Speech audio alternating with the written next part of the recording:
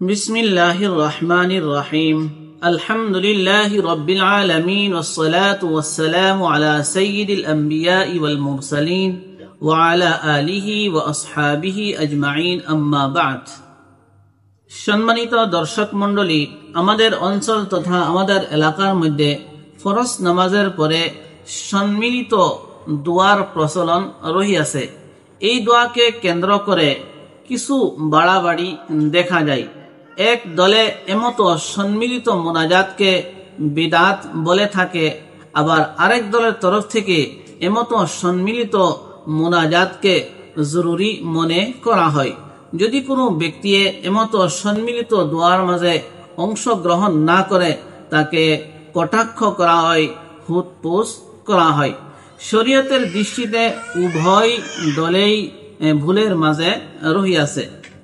যাদের তরফ থেকে এমতো সম্মিলিত বা ইজতিমাই দোয়াকে বিদআত বলা হয়, তাদের মাঝে সর্বপ্রথম আল্লামা ইবনে তাইমিয়া আলাইহির রাহমা বিদআতের ফতোয়া প্রদান করে থাকেন।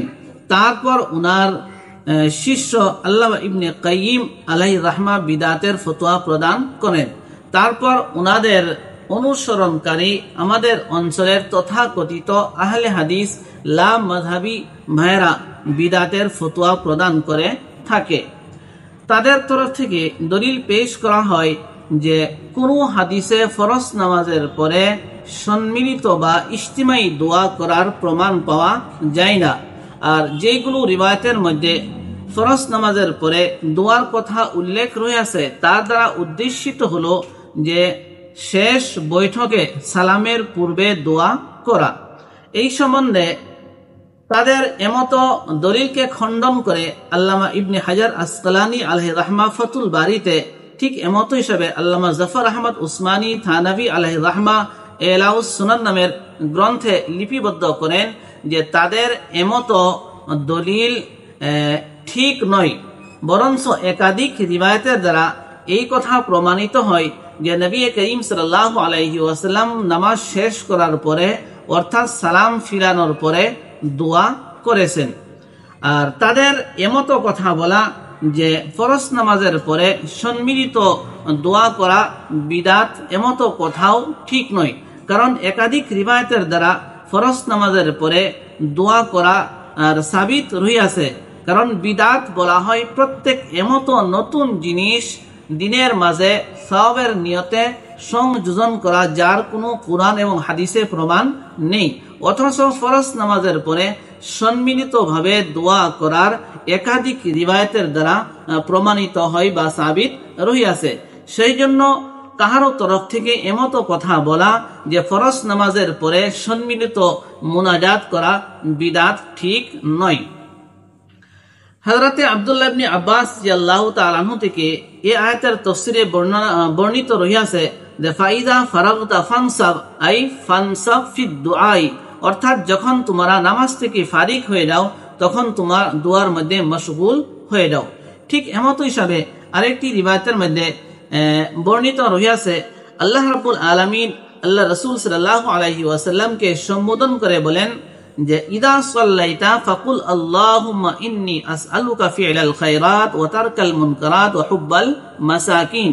তিরমিজি শরীফের রিওয়ায়াতের মধ্যে এই কথা বর্ণিত রহিয়াছে আল্লাহ রাব্বুল আলামিন আল্লাহ রাসূল সাল্লাল্লাহু আলাইহি ওয়াসাল্লামকে সম্বোধন করে বলেন, হে মুহাম্মদ, যখন তুমি নামাজ শেষ করো, নামাজের শেষে এই দোয়াটি পাঠ করো, অর্থাৎ আল্লাহুম্মা ইন্নী আসআলুকা ফি'লাল খায়রাত ওয়া তারকাল মুনকারাত ওয়া হুব্বাল মাসাকিন।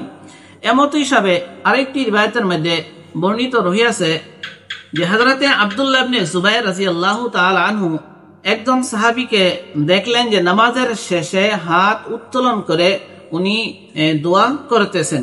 নামাজ শেষ করার পর হযরতে আব্দুল্লাহ ইবনে জুবাইর রাদিয়াল্লাহু তাআলা আনহু উনাকে সম্বোধন করে বললেন যে নবী করিম সাল্লাল্লাহু আলাইহি ওয়াসাল্লামের দোয়া করার এমতো নিয়ম বা তরিকা ছিল না, বরং নবী করিম সাল্লাল্লাহু আলাইহি ওয়াসাল্লাম সালাম ফিরানোর পর হাত উত্তোলন করে দোয়া করতেন।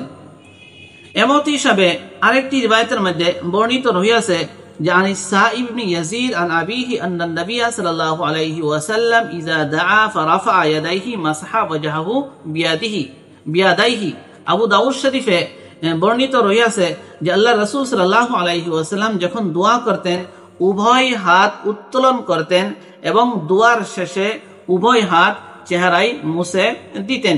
ঠিক এমত হিসাবে বুখারী শরীফের একটি রিওয়ায়াতের মধ্যে বর্ণিত রহিয়াছে যে দান নবী সাল্লাল্লাহু আলাইহি ওয়াসাল্লাম সুম্মা রাফা ইয়াদাইহি ওয়া রাআইতু বিয়াযা ইবাতাইহি, অর্থাৎ যখন আল্লাহ রাসূল সাল্লাল্লাহু আলাইহি ওয়াসাল্লাম দোয়া করতেন তখন উভয় হাত উপরে উত্তোলন করতেন। আর সাহাবায়ে কেরাম বলে যে নবী করিম সাল্লাল্লাহু আলাইহি ওয়াসাল্লাম উভয় হাত উত্তোলন করার কারণে বগলের নিচের সাদা অংশটি আমরা দেখতে পেতাম। এমত হিসাবে আরেকটি রিওয়ায়াতের মধ্যে বর্ণিত রহিয়াছে যে আল্লাহ রাসূল সাল্লাল্লাহু আলাইহি ওয়াসাল্লামকে জিজ্ঞাসা করা হলো যে আইয়ুদ দুআই আসমাউ, যে কোন সময় দোয়া করলে আল্লাহ রাব্বুল আলামিনের নিকট সেই দোয়া গ্রহণযোগ্য হয়। উত্তরে আল্লাহ রাসূল সাল্লাল্লাহু আলাইহি ওয়াসাল্লাম বলেন জাওফাল লাইলিল আখির ওয়া দুবুরাস সালাওয়াতিল মাকতুবাতি, অর্থাৎ রাতের শেষ ভাগের দোয়া আর প্রত্যেক ফরজ নামাজের পরের দোয়া। যদি কোনো আল্লাহর বান্দায় রাতের শেষ ভাগে দোয়া করে বা ফরজ নামাজের পরে দোয়া করে অবশ্যই আল্লাহ রাব্বুল আলামিন সেই দোয়াকে কবুল এবং গ্রহণ করে থাকেন। এমত হিসাবে আরেকটি রিওয়ায়াতের মধ্যে বর্ণিত রহিয়াছে আল্লাহ রাসূল সাল্লাল্লাহু আলাইহি ওয়াসাল্লাম বলেন লা ইয়াজমাউ মালাউন ফায়াদউ বাযুহুম ওয়া ইউআমিনু সাইরুহুম ইল্লা আজাবাহুমুল্লাহ, অর্থাৎ যখন কোনো মানুষ একত্রিত হয়ে দোয়া করে আর তার মাঝে এক ব্যক্তি দোয়া করে আর বাকি সমস্ত মানুষে আমিন আমিন বলে অবশ্যই এমত দোয়াকে আল্লাহ রাব্বুল আলামিন কবুল করে থাকেন। এমত হিসাবে আরেকটি রিওয়ায়াতের মধ্যে বর্ণিত রহিয়াছে আল্লাহ রাসূল সাল্লাল্লাহু আলাইহি ওয়াসাল্লাম বলেন মা রাফা কওমুন আকুফাহুম ইলাল্লাহি ইয়াসআলুনাহু শাইআন ইল্লা কানা হাক্কান আলাল্লাহি আন ইয়াযআ ফি আইদিহিম আল্লাযী সাআলু, অর্থাৎ যখন কোনো মানুষ বা কোনো জাতি একত্রিত হয়ে এক জায়গায় জমা হওয়ার পর দোয়া করে আর আল্লাহ রাব্বুল আলামিনের কাছে প্রার্থনা করে, আল্লাহ রাব্বুল আলামিন উপর হক যাতে ওই জামাতকে তাদের প্রার্থিত জিনিসকে দান করে। উল্লেখিত আলোচনার দ্বারা এই কথা সুস্পষ্টভাবে প্রমাণিত হয় যে আল্লাহ রাসূল সাল্লাল্লাহু আলাইহি ওয়াসাল্লাম ফরজ নামাজের পরে দোয়া করেছেন। নাম্বার 2, ফরজ নামাজের পরে দোয়া করলে অবশ্যই দোয়া কবুল হয়ে থাকে। নাম্বার 3, একত্রিতভাবে দোয়া করলে দোয়া কবুল হয়ে থাকে। সেই জন্য চারো মাযাহিবের উলামায়ে কেরাম তথা ফুকাহায়ে কেরামের ঐক্যবদ্ধ সিদ্ধান্ত আর ফয়সালা হলো যে ফরজ নামাজের পরে ইজতিমাই হিসাবে বা সম্মিলিতভাবে দোয়া করা একটি মুস্তাহাব আমল, বিদাত হতে পারে না। কারণ একাধিক রিওয়ায়াতের দ্বারা এই কথা প্রমাণিত রয়েছে যে ফরজ নামাজের পরে স্বয়ং আল্লাহর রাসূল এবং সাহাবায়ে কেরাম দোয়া করেছেন। আল বিদায়া ওয়ান নিহায়া কিতাবের মধ্যে এই কথা লিপিবদ্ধ রয়েছে। হযরত হাকিম ইবনে হিজাম রাদিয়াল্লাহু তাআলা আনহু উনি মসজিদে নববীর মাঝে ফরজ নামাজ আদায় করার পর সাহাবায়ে কেরামকে একসাথে নিয়ে উনি ইজতিমাই হিসাবে সম্মিলিত হিসাবে দোয়া করেছেন। তথাকথিত আহলে হাদিস ভাইদের তরফ থেকে এই প্রশ্ন করা হয় যে কোনো হাদিসের মাঝে স্পষ্টভাবে এই কথা উল্লেখ নেই যে ফরজ নামাজের পরে সম্মিলিত দোয়া করা জায়েজ বা বৈধ। তাদের এই প্রশ্নের উত্তরে বলা যেতে পারে যে যদিও কোনো হাদিসের মধ্যে স্পষ্টভাবে এই কথা উল্লেখ নেই, তারপরেও একাধিক রিওয়ায়াতের দ্বারা এই কথা প্রমাণিত হয় যে ফরজ নামাজের পরে ইজতিমাই দোয়া বা সম্মিলিতভাবে দোয়া করা জায়েজ রয়েছে। দ্বিতীয় কথাটি হলো যে যদিও এই কথা সুস্পষ্টভাবে উল্লেখ নেই, কিন্তু এই কথাও উল্লেখ নেই যে ফরজ নামাজের পরে ইজতিমাই দোয়া করা যাবে না বা ইজতিমাই দোয়া করা বিদআত। তবে একটি কথা বিশেষভাবে মনে রাখতে হবে, যদি কোনো মানুষে ফরজ নামাজের পরে এমতভাবে সম্মিলিত দোয়াকে জরুরি মনে করে বা নামাজের অংশ মনে করে বা এমত ধারণা থাকে যে যদি ইমাম সাহেবের সাথে এমতভাবে সম্মিলিত দোয়া না করা হয় তাহলে নামাজ কবুল হবে না, তাহলে এমত ধারণা রাখা শরীয়তের দৃষ্টিতে সম্পূর্ণ হিসাবে ভুল হবে আর বিদআত হবে। সেই জন্য প্রত্যেক মসজিদের ইমাম সাহেবের উপর কর্তব্য যে সম্মিলিত মুনাজাত করার সম্বন্ধে মুসল্লিয়ানে কেরামের সম্মুখে শরীয়তের সঠিক মাসআলা উত্থাপন করার পর মাঝে সময়ে এমতভাবে দোয়া না করে ইমাম সাহেব চলে যায়। আর বিশেষ করে কোনো মাঝে মাঝে শুক্রবারে জুম্মার নামাজ আদায় করার পর ইমাম সাহেব যাতে দোয়া না করে চলে যায়, আর মুসল্লিয়ানে কেরামকে তাদেরকে ইনফিরাদি হিসাবে ব্যক্তিগত হিসাবে দোয়া করার জন্য তাদের মধ্যে এক পরিবেশ কায়েম করার চেষ্টা করে।